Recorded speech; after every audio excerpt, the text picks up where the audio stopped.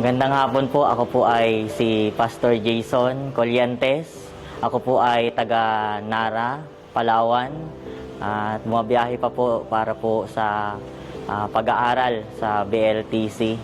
Ako po ay nagpapasalamat sa pagkakataon na makakapag-aral at matuto sa pag-aaral ng BLTC.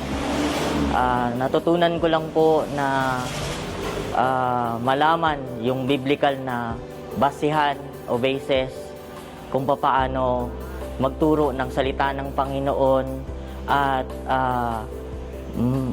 bilang nag-handle po ng isang church, napakahalaga na maka-impart sa kanila ng kung ano po yung tamang turo patungkol sa salita ng Panginoon at ganoon din po kung paano i-lead yung church at makita yung pananaw na maipagpatuloy yung pagpapahayag ng mabuting balita.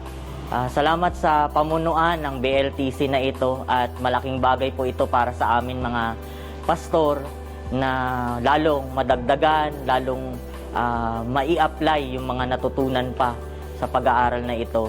At yun, nagpapasalamat din ako na